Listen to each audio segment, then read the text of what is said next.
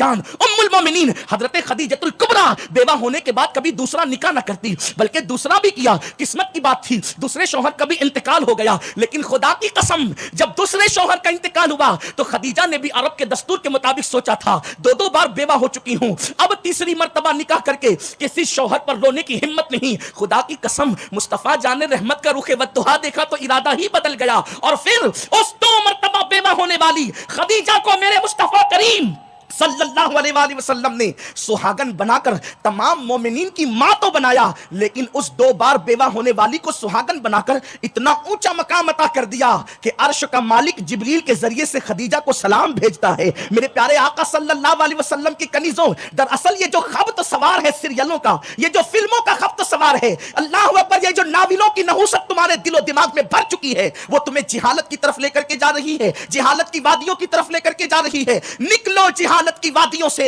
मुस्तफा जाने रहमत की तालीमात की तरफ आओ, वो हसीन तालीमात, वो आफाकी तालीमात, जिन तालीमात की तरह कोई तालीम देने का तसव्वुर नहीं कर सकता, उस तहजीब के हुस्न की तरह किसी तहजीब का हुस्न नहीं हो सकता। अर्ज ये कर रहा था मेरे प्यारे आका सल्लल्लाहु अलैहि वसल्लम की कनीजों, मेरे गैब दा नबी सादिक व मसदूक मुस्तफा करीम रऊफुर रहीम सल्लल्लाहु अलैहि वसल्लम इरशाद फरमाते हैं, मैंने जहन्नम का मुशाहिदा किया तो मैंने क्या देखा कि जहन्नम के अंदर एक गड़े से शोर शराबे की आवाज आ रही है, आओ फगा की आवाज आ रही है, चीखो पुकार की आवाज आ रही है। मैंने जिब्रील से पूछा, ए जिब्रील, इस गड़े से जो इतनी बदबू आ रही है, यहां से चीखो पुकार की आवाज की वजह क्या है, आओ फगा की वजह क्या है, चिल्लाहट की वजह क्या है? तो जिब्रील अमीन अर्ज करते हैं, या रसूल अल्लाह सल्लल्लाहु तआला अलैहि वसल्लम, ये आपकी उम्मत की वो औरतें हैं, वो लड़कियां हैं, जब ये सिंगार करती थी तो सिंगार करने में नाजायज अज्जा का इस्तेमाल करती थी, नाजायज तरीकों का इस्तेमाल करती थी, यानी ये नाजायज अशिया से अपने आप को जीनत दिया करती थी। कहां गई वो खवातीन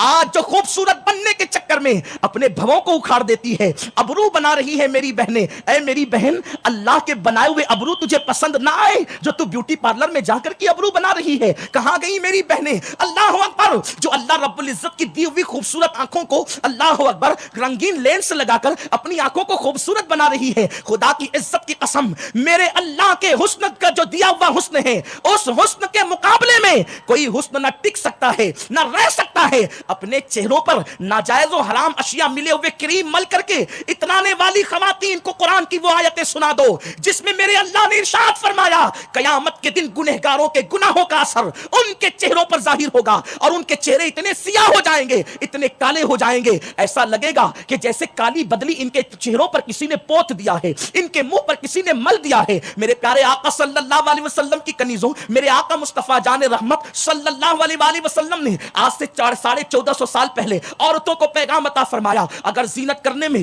तुमने नाजायज और हराम चीजों का इस्तेमाल किया तो जहन्नम के उस बदबूदार गड़े में गिरने के लिए तैयार हो जाओ, जहन्नम के उस खतरनाक गड़े के अंदर गिरने के लिए तैयार हो जाओ। मेरे प्यारे आका सल्लल्लाहु अलैहि वसल्लम की कनीजों, इतनी नाजुक हो कि तुम तो अगरबत्ती या मोमबत्ती का चटका बर्दाश्त नहीं कर सकती जब नाजायज और हराम चीजों से अपने बनाव सिंगार करोगी। कभी नक पालिश लगा करके नाजायज चीज का इस्तेमाल हो रहा है, कभी होठों पर सुर्खियां लगाकर नाजायज चीजों का इस्तेमाल हो रहा है। एक फिक्र और औरतों की होती जा रही है, चलो दीनदार भी बने और गुनहगार भी बने। बड़ी माजरत के साथ आज मैं अपनी बहनों को एक पैगाम देना चाहता हूं, बहुत संजीदगी के साथ मेरी बहनें सुनना। मेरे प्यारे आका सल्लल्लाहु अलैहि वसल्लम की कनीजों, आज औरतों की फिक्र बन रही है, बल्कि मर्दों की भी, जब मर्द होंगे तो उनसे बात की जाएगी, लेकिन आज गुफ्तगू तो आपसे करना है। मेरे प्यारे आका अलैहि सलाम की कनीजों, आज औरतों की एक फिक्र बन रही है, दीनदार भी बने और गुनहगार भी बने, यानी दोनों साथ साथ चलता रहे। याद रखना, जो दीनदार होगा वो कभी गुनहगार नहीं होगा और जो गुनहगार होगा वो कभी दीनदार नहीं होगा। आप सोचेंगे कि ये क्या फलसफा है कि दीनदार भी बने और गुनहगार भी बने, इसका इनकार क्यों किया जा रहा है?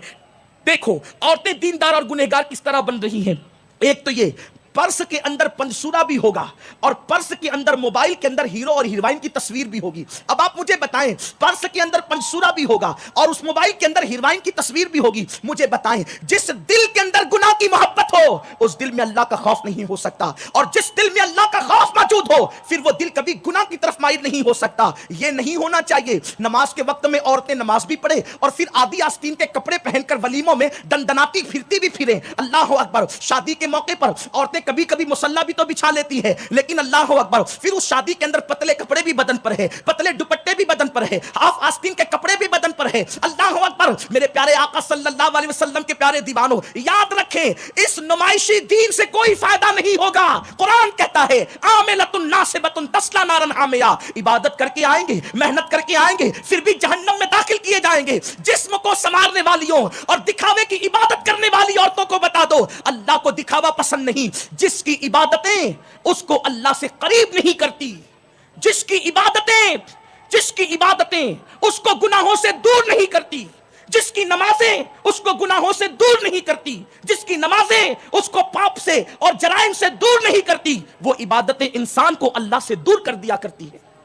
اب اگر تم نمازی بھی ہو اور سیریل بھی دیکھ رہی ہو، تم منصورہ بھی پڑھ رہی ہو اور موبائل کے اندر ہیرو اور ہیروئن کی تصویر بھی ہے، ہاتھوں میں تسبیح بھی ہے، فلم بھی دیکھ رہی ہو، قرآن کی تلاوت کی بات بھی ہے، جرائم کی طرف قدم بھی بڑھ رہے ہیں، اجتماعات میں پابندی سے شرکت بھی ہے، گناہ کا بھوت کبھی دل سے نکلتا نہیں۔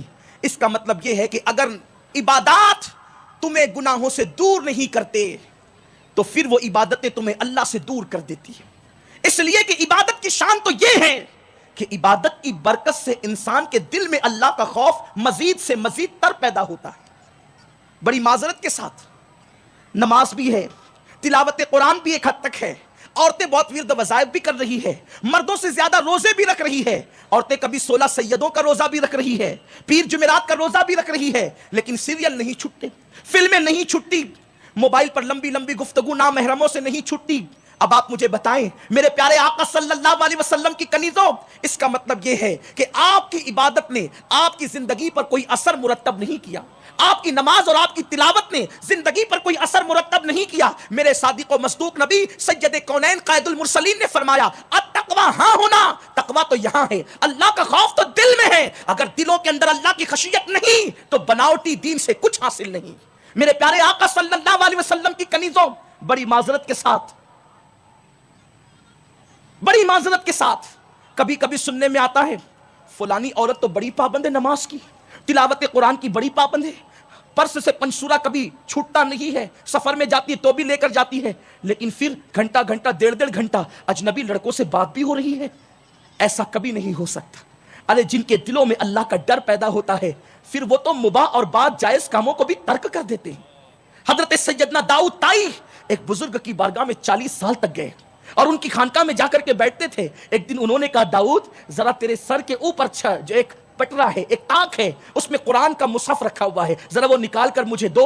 تو حضرت داؤد طائی نے کہا کہاں ہے؟ کہا بندے 40 سال سے آتا ہے اور تیرے سر کے اوپر تاک ہے، تو وہاں بیٹھتا ہے، تجھے پتا نہیں کہ یہاں تاک ہے؟ حضرت داؤد طائی نے کہا اللہ کے ڈر سے اوپر اس لیے نہیں دیکھتا کہ اگر بلا وجہ اوپر دیکھ لیا، اللہ نے پوچھا کہ تو نے نظروں کا غلط استعمال کیوں کیا تھا، تو میں اللہ کو جواب کیا دوں گا؟ اس لیے حضرت 40 سال سے آپ کی خانقاہ میں آتا ہوں لیکن میں نے کبھی آپ کی خانقاہ کی تاک تک نہ دیکھی۔ وہاں 40 سال تک خانقاہ میں آ کر 40 سال میں کبھی خانقاہ کی تاک بھی نہیں دیکھی جس میں قرآن رکھا ہوا ہے، اور یہاں تو تاک جھانک آج فیشن بن چکا ہے۔ میرے پیارے آقا صلی اللہ علیہ وسلم کی کنیزوں، ہم کہاں ہیں جس کو حقیقت میں خشیت ربانی کہتے ہیں؟ قرآن اس کی طرف اشارہ کر رہا ہے، حقا تقاتی، ایسا ڈرو جیسا فیشن ہے وہ نہیں، ایسا ڈرو جیسا ڈرنے کا حق ہے۔ اور جنہوں نے حق کے مطابق ڈرا اللہ سے، پھر قرآن ان کے بارے میں کہتا ہے لا خوف علیہم ولا ہم یحزنون، انہیں نہ غم ہے نہ خوف ہے۔ کیوں؟ انہوں نے اللہ سے ڈرنے کا حق ادا کیا، ان کے چہرے دنیا میں چمکے، ان کی قبریں آج تک چمک رہی ہے اور انشاءاللہ قیامت میں بھی ان کے چہرے چمکتے نظر آئیں گے۔ کیا ہے اللہ سے ڈرنے کا حق؟ ایک بہت بڑے بزرگ ہیں سیدنا امام سفیان ثوری رحمت اللہ علیہ، 99 ہجری میں پیدا ہوئے، دور رسالت سے بہت قریب دور ہے 99 ہجری کا دور، اور ابھی آپ 20 یا 22 سال کی عمر میں تھے کہ آپ کی کمر جھک گئی تھی اور آپ لاٹھی لے کر کے چلتے تھے۔ عام طور پہ کمر کب جھکتی ہے؟ 80 سال سے انسان کی عمر کراس کر جاتی ہے، 80 سال سے انسان کی عمر بڑھ جاتی ہے، یعنی جب بڑھاپے کا مکمل غلبہ ہو جاتا ہے تب کہیں جا کر انسان کی کمر جھکتی ہے۔ لیکن ابتدائی جوانی میں امام سفیان ثوری کی کمر جھک گئی تھی، لاٹھی لے کر کے چلتے تھے۔ شاگردوں نے بہت کوشش کی معلوم کرنے کی کہ آپ کی کمر کیوں جھک گئی، آپ کی کمر کیوں جھک گئی۔ توجہ سے سننا میری بہنوں، کبھی نہیں بتایا کسی کو کہ کمر کیوں جھک گئی۔ ہم سے اگر کوئی پوچھے نا کہ یہ کیوں ہو گیا تو ہم تو پھر لمبی لمبی اس کے سامنے بیان کرتے۔ بلکہ عورتیں جب بیٹھتی ہیں تو کہتی ہیں الحمدللہ میں تو پیر کا بھی روزہ رکھتی ہوں، پھر جمعرات کا بھی رکھتی ہوں، یہ 13 14 15 کا بھی رکھ لیتے ہو، پھر 16 سیدوں